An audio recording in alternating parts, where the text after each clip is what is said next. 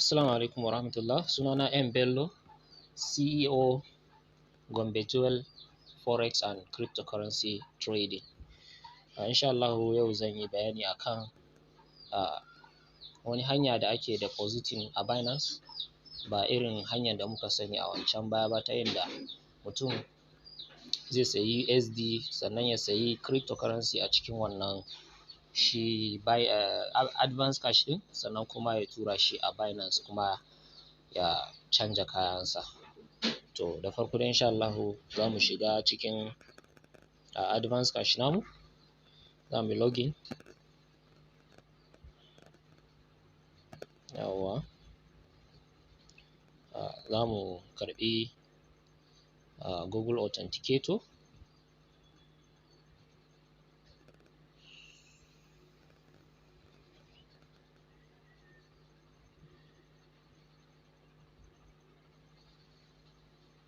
Yawwa,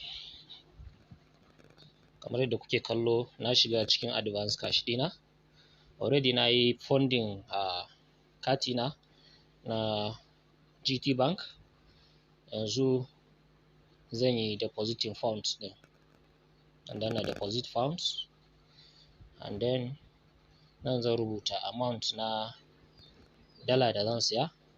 Bari in gwada $97 mu gani, ko kuma dai bari in sa 96 saboda kar ya bada ni.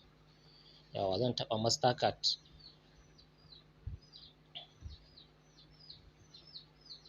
Zan danna deposit, daga nan in sauko zuwa ƙasa. Gashi nan credit amount ɗin da za a bani $96 ne, amma abun da za a cire a cikin banki na $99.8 ne ga fee ɗinsu naira dala 3.87. Zan danna continue. Dan daga nan sai yanzu in sa card number na.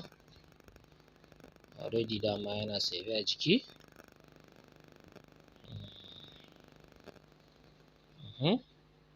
Sai in saka CVV na.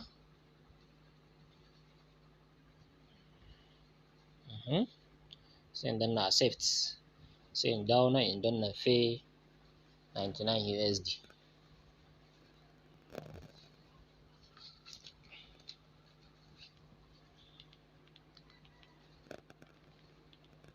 Yawwa, so a nan za a turo min OTP a waya na. Gashi nan ina sa OTP. A danna confirm.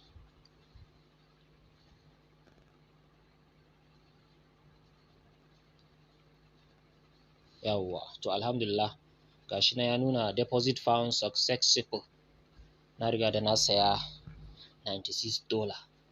To abin da zan yi shine, already dama shi wannan card din nawa na yi binding din shi, na yi verification ɗinsa already dama tun da shi nake aiki. A yanda waɗanda aka sani shine, idan mutum ya yi depositing in sabon kati ka sa, to dole ba zai reflecting a jikin balance ɗinka ba nan. Ba zai reflecting a jikin balance ɗinka ba. Dole sai ka je ka masa card verification. Wannan kuma wani issue ne daban. To already gashi nan yanzu dai yana cikin available balance ɗina. In na tashi direct zan zo in scrolling in da in ce buy crypto. Idan na danna buy crypto, to zai kawo ni nan wurin. To nan wurin da kuka ga an rubuta on link account, already wannan Binance account ina ne, na already na yi linking din shi. To wanda shi bai linkin ba, zai danna wannan wurin za a nuna masa link account, sai danna ya yi login Binance account din shi, komai zai zauna a nan wurin. To crypto din da zan siya a nan wurin, zan sayi Tron ne saboda USDT. In na sayi USDT, kusan inda a ce zan sayi Tron in na tura, to wanda kamar misali compare to wanda zai sayi USDT da wanda zai sayi Tron, to wanda ya sayi Tron ya fi riba da kusan $1 akan wanda zai sayi USDT direct. To Tron nake so in siya, zan danna buy Tron. Yawwa, to shi Tron din zan saye shi ne da dalan da nake da shi a yanzu a cikin account din. Yanzu in kun gani ina da $96.62. Sai in danna amount din 96.62. $62. Yawwa, to in na danna buy din nan za a faɗa min adadin Tron din da zan samu. Must be at least okay, to gaskiya ba zai yi ba, saboda an ce the restriction for the transaction was applied, the amount must be 102, kuma iya abin da nake da shi a nan bai wuce ya siya mun Tron guda 800 da wani abu ba. To gaskiya bani da wani option da ya wuce yanzu dole in saya USDT din. To zan koma baya, ƙara danna buy crypto, sai in zaɓi abin da zan saya.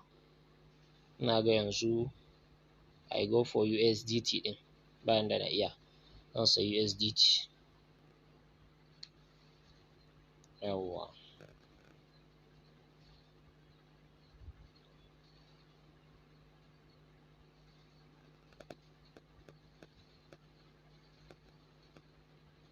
Yawwa, to a nan wurin na rubuta 96.62 zai bani USDT guda, kamar yadda kuke kallo zai bani USDT guda 94. Sai in danna continue. Na danna continue, zan tafi sorry, ba zan danna continue ba, zan tafi cikin email ɗina. Za a ce min, za a turo min confirmation na withdrawal. Na zo ni na danna confirm withdrawal, zai kawo ni already cikin nan. Gashi na yi confirming din, an ce min the security check was successful, go back to your browser window. To in na ƙara komawa cikin advanced cache ina, sai in ƙara danna continue din nan. To zan ƙara danna nan confirm. So in na danna confirm, ya faɗa mun successful. Shikenan, USDT da na tura ya tafi Binance kamar yadda kuke kallo. The cryptocurrency will be credited to your Binance account within a minute.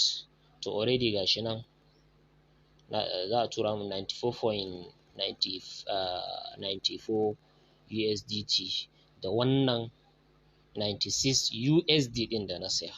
Saboda haka zan koma Binance ɗina